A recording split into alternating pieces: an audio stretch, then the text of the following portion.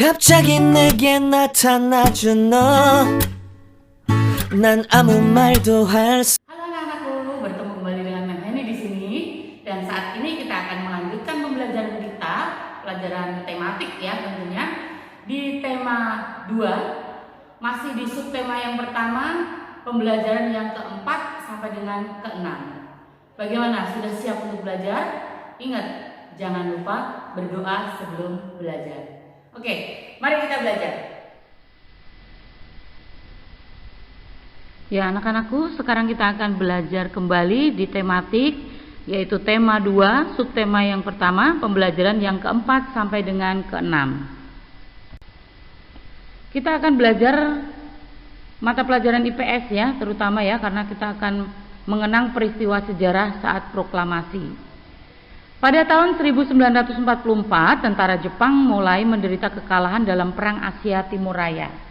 Nah, pasukan sekutu semakin gencar mendesak tentara Jepang. Nah, saat itu Jepang mengajak rakyat Indonesia untuk mempertahankan Indonesia dari serangan sekutu. Nah, akhirnya Jepang merayu bangsa Indonesia dengan memberi janji-janji manis ya, untuk diberikan kemerdekaan di kemudian hari. Nah, akhirnya pada tanggal 9 Agustus 1945, 3 tokoh pemimpin Indonesia itu berangkat ke kota Dalat, yaitu di Vietnam. Siapa saja mereka? Mereka adalah Insinyur Soekarno, Dr. Andes Muhammad Hatta, dan Dr. Rajiman Widyo Diningrat.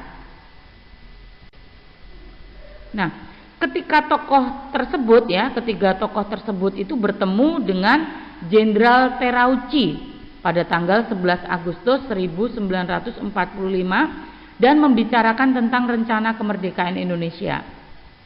Dan akhirnya pada tanggal 14 Agustus 1945 ketiga tokoh tersebut kembali ke Indonesia. Nah, tanggal 14 Agustus 1945, nah ketiga pemimpin tadi yaitu Insinyur Soekarno, Muhammad Hatta, dan Rajiman Widyo Diningrat baru pulang dari Vietnam.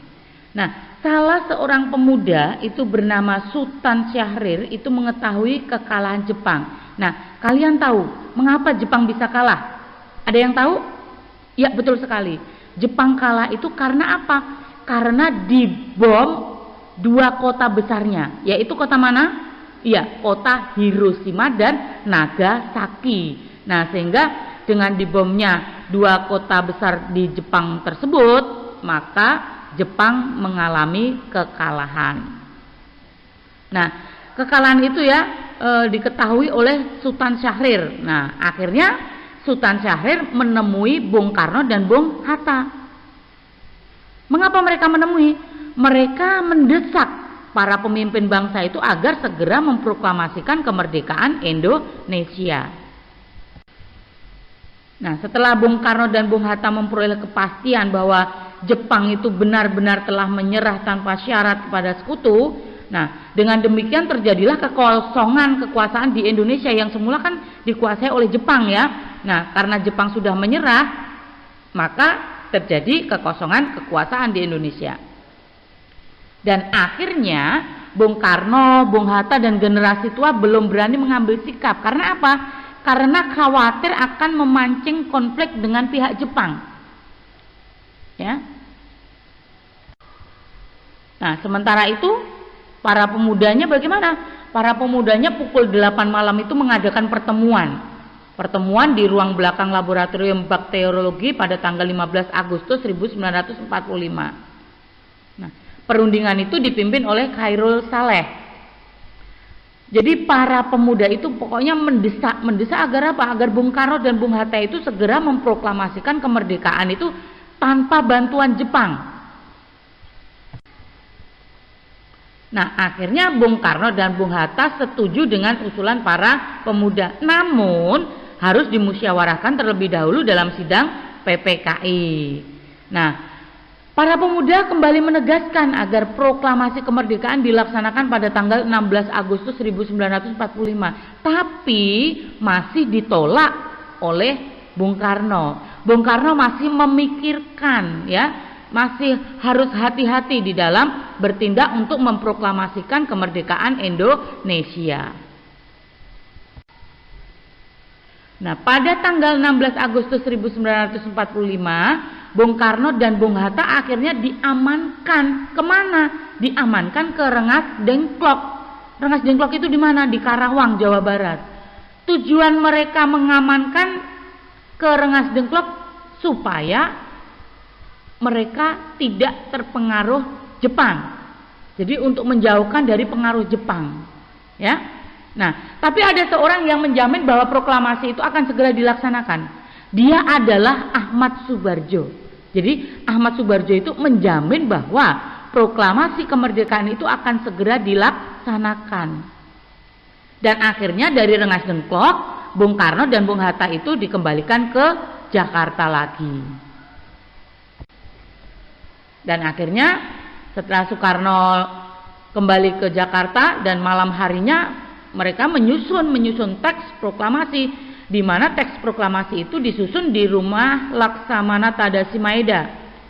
Supaya apa? Supaya keesokan harinya itu bisa langsung diproklamasikan kemerdekaan RI itu.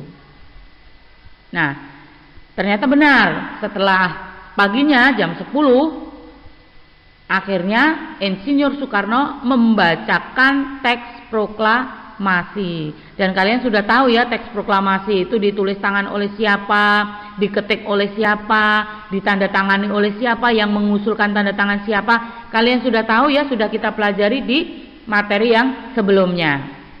Ya. Nah, setelah pembacaan naskah proklamasi oleh Insinyur Soekarno, ada pengibaran bendera kan? Ya, dikibarkan oleh siapa?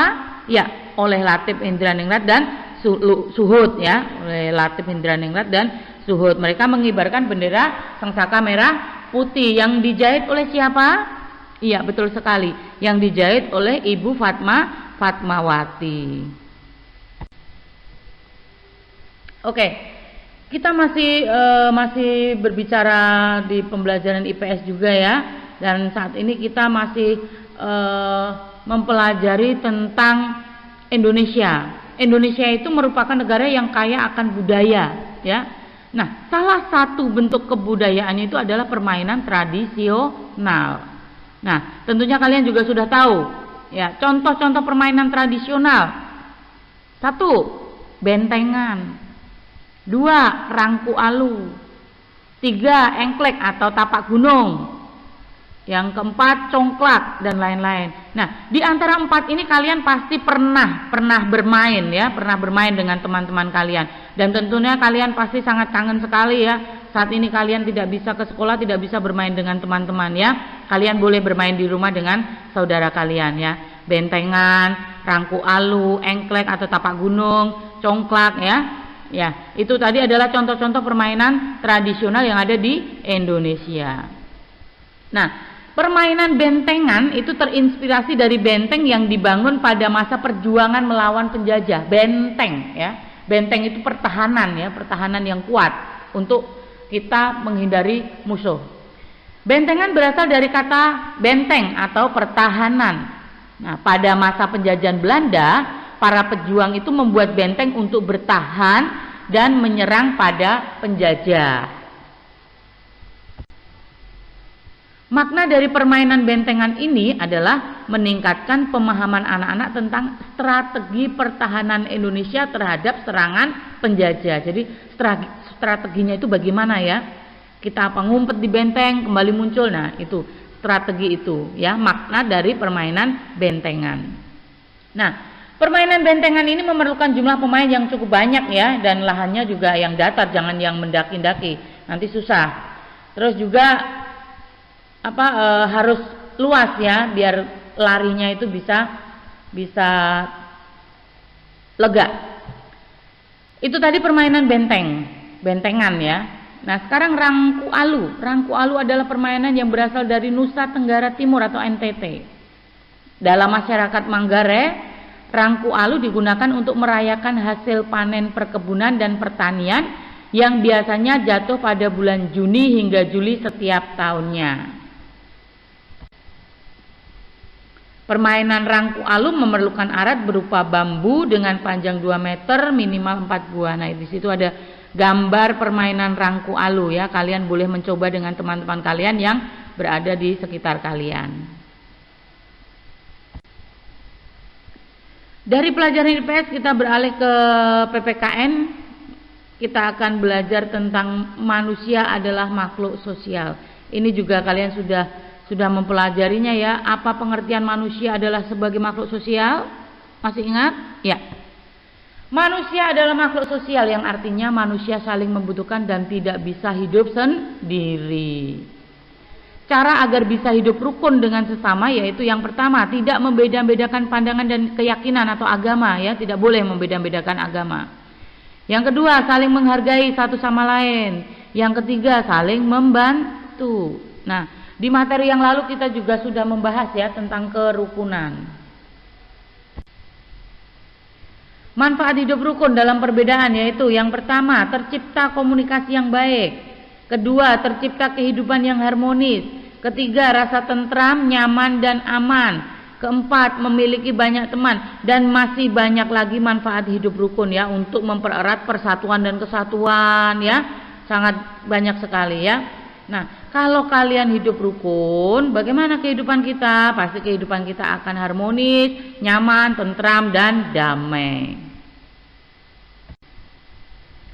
Hidup rukun artinya saling menghormati, menghargai dan menyayangi antara sesama manusia. Hidup rukun dapat dilakukan di mana saja, bisa di rumah, bisa di sekolah, dan bisa di masyarakat, serta harus dibiasakan sejak dini dan wajib dilaksanakan. Ya, hidup rukun itu harus dilaksanakan.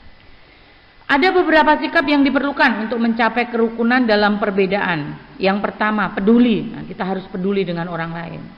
Yang kedua, mendahulukan kepentingan bersama. Yang ketiga, saling menghargai. Yang keempat, rendah hati. Dan yang kelima, tolong menolong. Nah, sikap-sikap itulah yang kalian harus lakukan, harus kalian laksanakan supaya tercipta kerukunan. Kerukunan sangat diperlukan untuk membangun dan memajukan bangsa.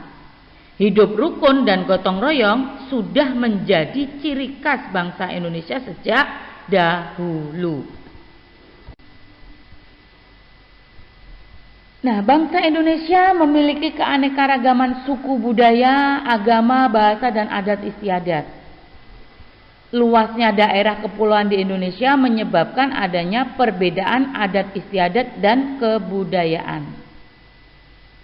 Tapi keberagaman tersebut tidak membuat Indonesia bercerai-berai. Justru keberagaman itu menumbuhkan rasa kebersamaan dan persatuan. Rasa kebersamaan dan persatuan dalam perbedaan itu tergambar dalam semboyan bangsa Indonesia. Yaitu apa semboyan bangsa Indonesia? Ya, betul sekali, Bhinneka Tunggal Ika. Masih ingat ya artinya Bhinneka Tunggal Ika? Iya, walaupun berbeda-beda tetapi tetap satu juga. Nah, istilah Bhinneka Tunggal Ika itu berasal dari buku Sutasoma yang dikarang oleh Empu Tantular. Empu Tantular itu adalah seorang pujangga dari kerajaan Majapahit. Ya, dari keberagaman kalau tadi permainan, nah sekarang kita beralih ke tari tradisional. Kita akan belajar SBDP ya di sini ya tentang tarian. Tari Jaipong ya. Pertama kita akan pelajari tari Jaipong, berasal dari Jawa Barat. Tari ini dibawakan oleh seorang penari atau beberapa penari. Ciri khasnya tarian ini adalah gerakannya mirip dengan gerakan pencak silat ya, tari Jaipong ya. Nanti kalian boleh lihat ya di YouTube tari Jaipong itu seperti apa. Ya, yang kedua adalah tari kecak. Tari kecak berasal dari Bali. Nah, tari ini biasanya dibawakan oleh banyak orang dan biasanya tari ini membawakan cerita Ramayana. Cerita tentang apa? Yaitu cerita tentang kisah Prabu Rama dalam mencari Dewi Sinta yang diculik oleh Prabu Dasamuka. Nah, keunikan tarian ini adalah tidak diiringi oleh alat musik, tetapi hanya melalui suara mulut saja. Kalau kalian pernah melihat ya tari kecak ini ya,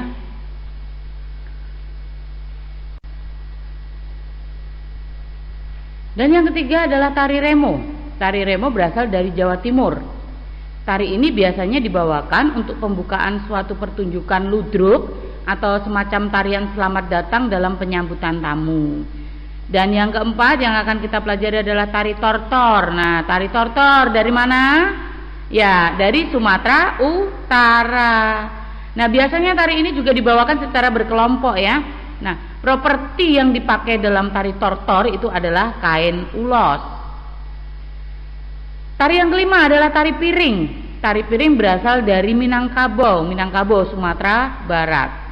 Nah, namanya saja sudah tari piring, berarti propertinya adalah piring. Ya, tarian ini menggunakan piring sebagai properti tarinya. Nah, ini ada beberapa gambar ya, yaitu ada gambar tari keca, ada tari remo, ada tari jaipong, dan ada tari tortor. Nah, anak-anakku semua, itu tadi pembelajaran kita pada hari ini. Masih di tema 2, subtema yang pertama. Nah, kita akan bertemu kembali nanti di subtema yang berikutnya. Dan memang berharap kalian tetap jaga kesehatan. Jangan lupa kalian selalu berdoa. Semoga semua wabah ini cepat berakhir dan kita bisa kembali lagi ke sekolah. Tetap semangat.